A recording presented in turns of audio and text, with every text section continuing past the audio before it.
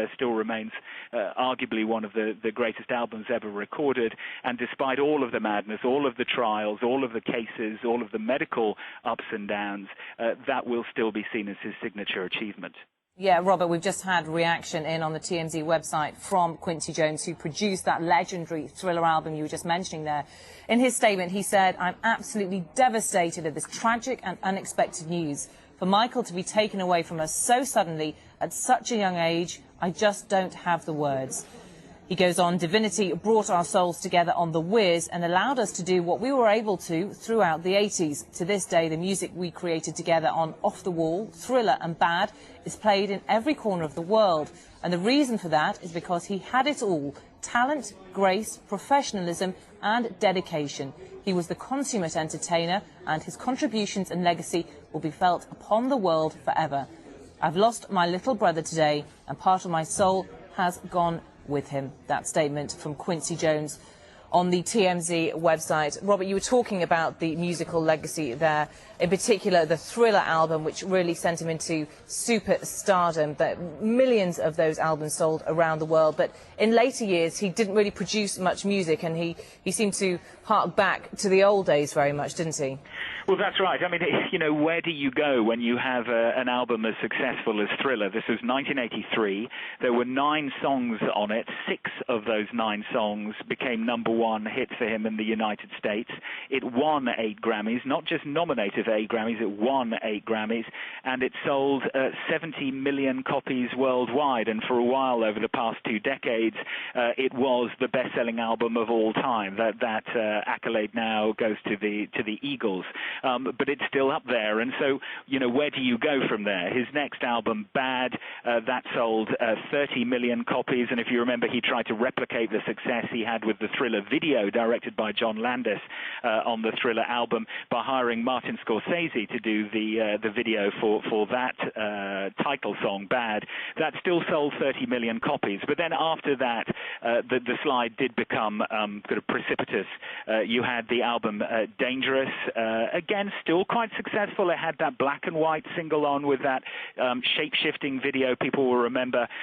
Then you remember History and the giant statue that was floated down the Thames to promote that album. It didn't perform as well as expected. And then his last really studio album, which was Invincible, it only stayed in the charts for 6 weeks or so in the UK. There was only one definable hit on it. So, and then, of course, the problems with the financial upkeep of such gigantic estates as Neverland, and I've flown over it in a helicopter, and it is absolutely enormous with a funfair on it.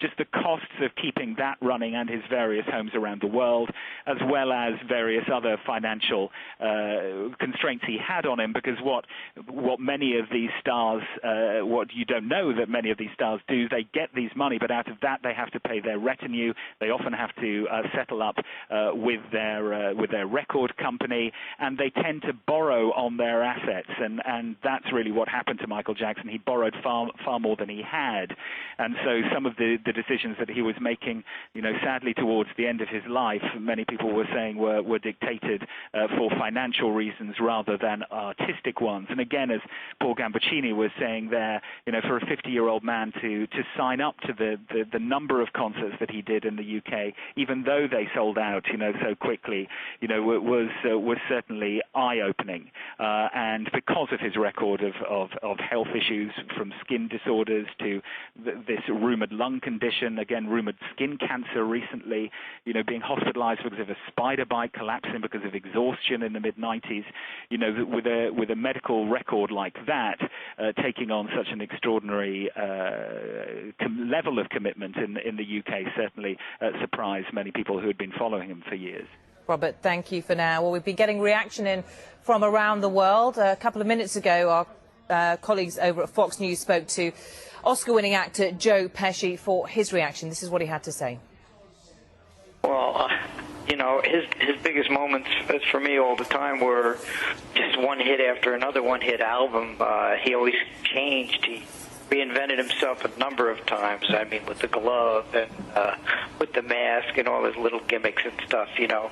He was a fun kid, and to me, I say kid, you know, he's a lot older now, and so am I, but he was always fun, and you know, he just did so much. He always reinvented himself time after time.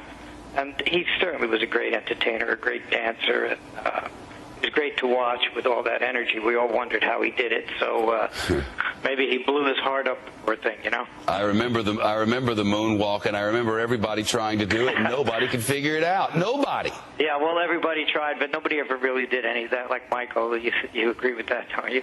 A 13-time Grammy winner, a member of the Songwriters Hall of Fame, not once but twice inducted into the Rock and Roll Hall of Fame, once with the Jackson 5 and once solo, and over the history of his career, total sales tally of albums believed to approach 750 million. Joe, the numbers are just astounding. That's amazing. It really is, and it's all well-deserved, if you ask me. Is it your sense that he was excited about getting back to the stage? Yes, I think he really was.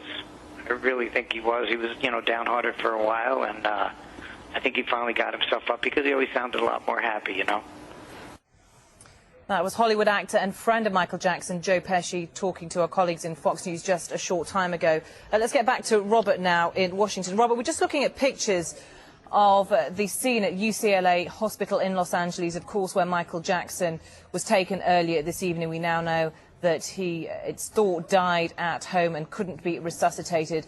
As this news trickles out and people get to hear about it, it looks like they are descending in their droves on the hospital, not just media crews, but hundreds. It could look into the thousands there at this site in Los Angeles, there to pay their respects. And just to set the scene, what we're looking at, I mean, this is the UCLA Medical Center. This is on the UCLA campus. And in America and many of these large cities, university campuses are equivalent to small towns or, you know, very small cities, but, you know, with a number of buildings. So this is actually on the campus itself. Traffic can flow fairly freely in and out of these campuses, but obviously as soon as the word got out, and of course because of Twitter, Facebook, and other modern technological tools, people started gathering there very swiftly. There was also a rumor going around that there may be a press conference, that the father may address people who are outside, but also I think there's a sense that, you know, of events like this, which is such a cultural tsunami in a way, people want to feel that they're part of it, especially in Los Angeles, which is essentially the entertainment capital of the world still. So a number of people who will have been coming down there, who I'm sure are diehard fans, but I'm sure there are also a number of people there who